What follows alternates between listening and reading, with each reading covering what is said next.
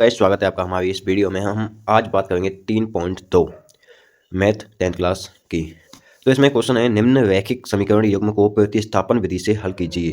देखिए, आपको पुरानी किताबों में ये वाला क्वेश्चन जो वो है जो 3.3 में दिखेगा, लेकिन नई वाली किताबों में या 3.2 में ही है, तो इससे घबराना मत। वो वाला पहला चैप्टर जो है वो हटा दिया गया है। सवाल है हमारा, निम्न रैखिक समीकरण युग्म को प्रतिस्थापन विधि से हल कीजिए। यानी कि जो x प्लस वाई और इक्वल 14 है और x माइनस वाई इक्वल 4 है, तो इसको हमें सॉल्व करना है प्रतिस्थापन विधि से। ठीक है, प्रतिस्थापन विधि से हम सॉल्व कैसे करेंगे? तो पहले तो इनको हम समीकरण मान लेते हैं। इनको क्या मान लेते हैं हम? समीकरण। तो ये क्या हो गया? समीकरण 1, समीकरण 2 हो गए। ठीक है,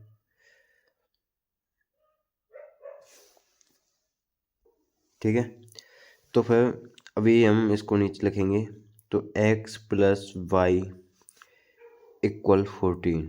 ठीक है, तो हम x को नहीं रखेंगे, y को इधर भेज देंगे। ठीक है, तो 14 प्लस का है तो इधर माइनस वाई, तो x इक्वल 14 माइनस वाई, तो ये क्या हो गया? हो जाएगा समीकरण 3 हो जाएगा। और x माइनस वाई इक्वल 4।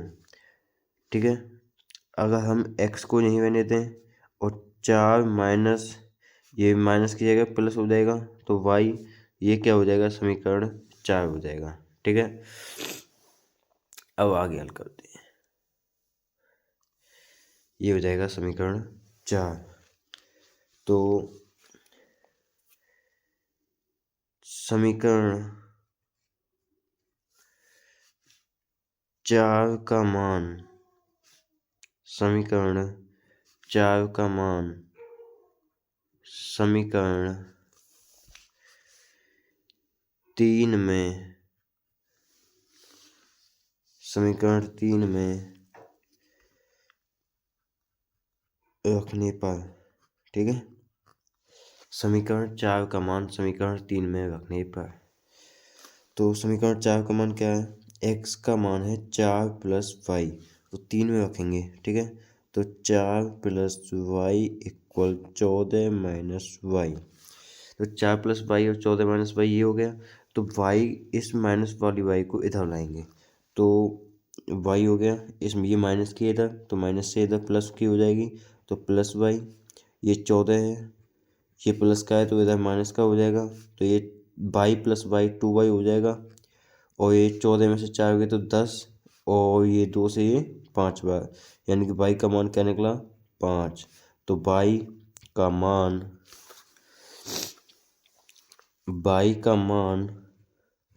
समीकरण, वाई का मान समीकरण किस में रखेंगे? किसी भी समीकरण में रख दो। समीकरण 1, 2, 3, 4 किस में, जैसे रख लेते हैं समीकरण 1 में। समीकरण 1 में रखने पर,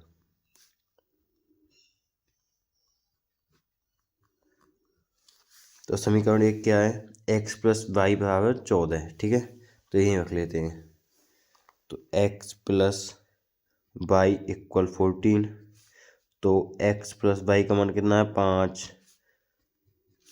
तो x ये इधर माइनस में चली जाएगी, तो 14 माइनस 5, तो x का मान कितना हो जाएगा? 9।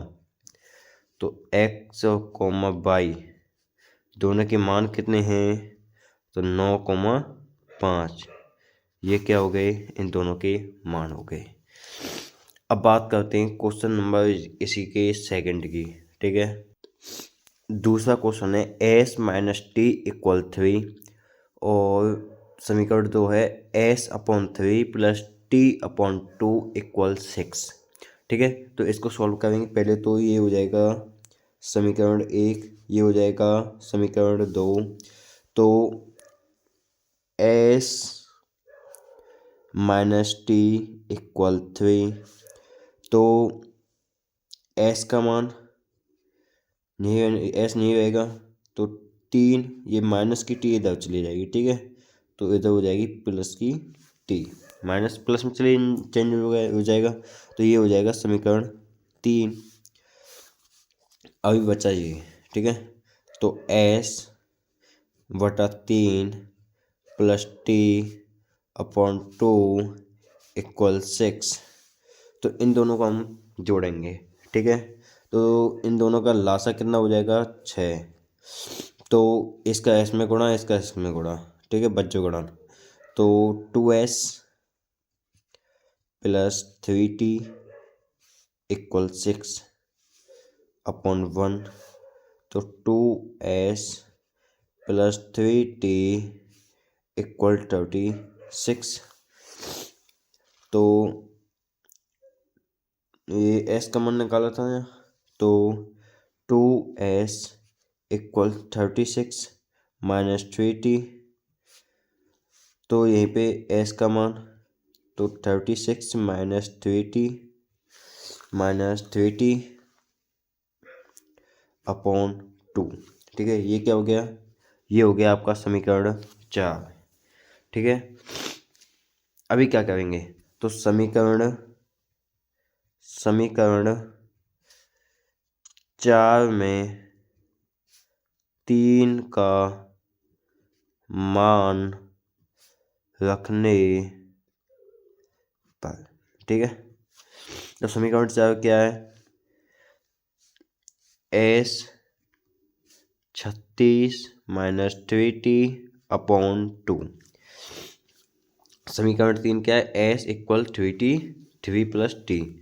तो s की जगह हम क्या रख लेंगे यहाँ पे, 3 plus T equal 36 minus 3t plus बटे में 2। तो यहाँ बटे में, इसके बटे में नीचे 1 लिख लेंगे और इसमें बज्र गुणन कर देंगे, ठीक है। तो बज्र गुणन में इधर 6 हो जाएगा और ये 2t हो जाएगा, इक्वल में ये 36 माइनस 3t ही रहेगा। तो इस t को हम इधर ले जाएंगे और इस 6 को इधर ले जाएंगे, ठीक है। तो ये 2t है और ये माइनस का है, तो माइनस के को अगर प्लस में लाएंगे, ये माइनस को इधर इधर लाएंगे तो ये प्लस का हो जाएगा, तो प्लस 3t। ये 36, ये क्या है, प्लस का है, तो प्लस के को इधर ले जाएंगे तो ये माइनस का हो जाएगा।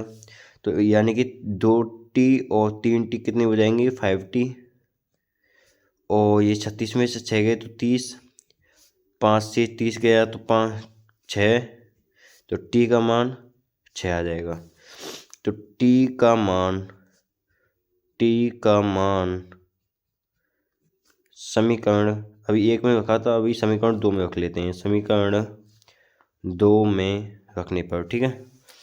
तो समीकरण 2 क्या था, समीकरण 2 ये था, ठीक है। जब समीकरण 2 रहने देते हैं, 3 रख लेते हैं, वो लंबा बढ़ जाएगा फिर। तो समीकरण 3 में रखने पर वीडियो लॉन्ग हो जाएगी। समीकरण 3 में, ठीक है। तो समीकरण 3 क्या है, s इक्वल 3 प्लस टी। तो s इक्वल 3 प्लस टी, तो t का मान क्या है, t इक्वल 6। तो s इक्वल 3 प्लस 6, तो s का मान हो जाएगा 9, ठीक है। तो आपका t और s का मान क्या निकला, तो 6 और 9, ठीक है, ये निकला। क्वेश्चन अच्छा लगा होगा। अभी बात करते हैं क्वेश्चन 3। ये है आपका सवाल नंबर 3, ठीक है। तो सवाल नंबर 3 में आप देख सकते हो question, 3x minus Y equal 3 और 9x माइनस 3y इक्वल 9। आप समीकरण 2 में एक बात देख सकते हो कि जो 3 है ना, वो इसमें कॉमन है। समीकरण 2 में जो 3 है वो कॉमन है, तो इसमें कॉमन ले लेंगे 3। तो 3x माइनस वाई इक्वल 9, ठीक है। तो 3 से 3 बार, तो 3x माइनस वाई इक्वल 3, ये क्या हो जाएगा, समीकरण 2 हो जाएगा। तो आप देख सकते हो कि 3x माइनस वाई इक्वल 3 और 3x माइनस वाई इक्वल 3, यानी कि समीकरण 1 और समीकरण 2 दोनों ही समान हैं। ऐसी स्थिति में यदि समीकरण 1 और 2 दोनों समान हो, तो ऐसी स्थिति में अपरिमित रूप से अनेक हल होते हैं, यानी कि इनके अनेक हल हो सकते हैं। जैसे कि हम इसका एक हल निकालते हैं। देखो आपको पहले तो यदि समीकरण दोनों समान निकले कॉमन कॉमन लेने पर काटने पर, तो आपको ये लिख के आ जाना है वहाँ पे कि समीकरण एक और दो दोनों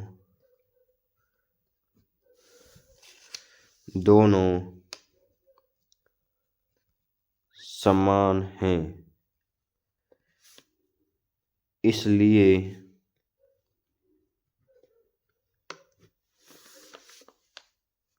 इसके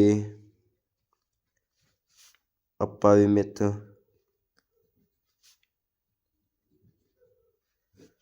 रूप से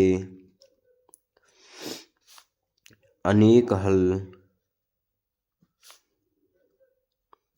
हो सकते हैं।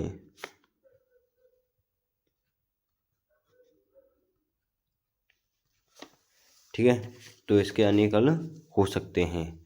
तो 3x, चलो इसको एक सॉल्व करके भी देखते हैं इसको। तो ये क्या हो गया, 3x माइनस वाई इक्वल 3, और ये 9x माइनस 3y इक्वल 9, या फिर सीधा यही लिख दो, ये समीकरण एक है, और 3x माइनस वाई इक्वल 3 ये समीकरण 2 है। ठीक है,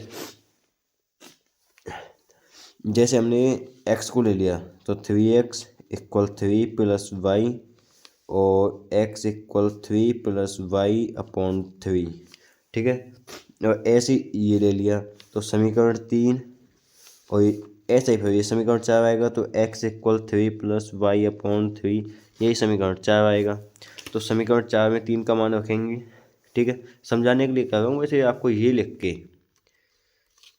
देखो नीचे करता हूँ, ये लिख के समीकरण एक दो दोनों समान है, इसलिए जैसे कि अपरिमित रूप से अनेक हल हो सकते हैं, ये लिख के आपको छोड़ देना है।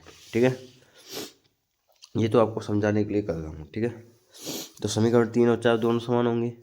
तो एक जैसे समीकरण और क्वेश्चन में किया था, समीकरण 4 का मान 3 में रखने पर, तो 4 क्या है, x बराबर 3 प्लस वाई अपॉन 3 समीकरण 3 क्या है, तो x 3 प्लस, तो 3 plus Y upon 3 equal 3 plus Y upon 3। एक तो इसका ये हो सकता है कि 3, ये इससे ये कट गया तो 1 हो सकता है, 0 हो सकता है। ठीक है, और एक ये हो गया कि इसको सॉल्व करें। ठीक है, सॉल्व करके भी हो सकता है। तो जैसे इसका बज्र गुणन कर देते हैं तो इसका 3 से 3 कट गया। ठीक है, तो 3 plus Y equal 3 plus Y, Y इधर जाएगी तो वाई माइनस वाई, तो ये कोई क्वेश्चन बनेगा नहीं। तो ये इसको इतना ही लिख के छोड़ देना है, इसके आगे कोई होगा ही नहीं कुछ, क्योंकि वाई माइनस वाई 3 माइनस 3 0। ठीक है, यहाँ भी शून्य बचा और यहाँ भी शून्य बचा, कैसे सॉल्व करोगे, तो ये कोई बनेगा नहीं। आपको केवल ये समीकरण 1 और 2 दोनों समान है, इसलिए इसके अपरिमित रूप से अनेक हल हो सकते हैं, ये छूट के ये लिख के छोड़ देना है। ठीक है, तो नमस्कार दोस्तों, मैं आशा करता हूँ आपको वीडियो अच्छी लगी हो। वीडियो अगर अच्छी लगी हो तो वीडियो सब्सक्राइब ज़रूर करें, जिससे कि हर वीडियो की जैसे कोई वीडियो हम डालें उसकी लिंक आपके पास, उसका मैसेज आपके पास, नोटिफिकेशन सबसे पहले पहुँचे। तो प्लीज़ सब्सक्राइब ज़रूर करें।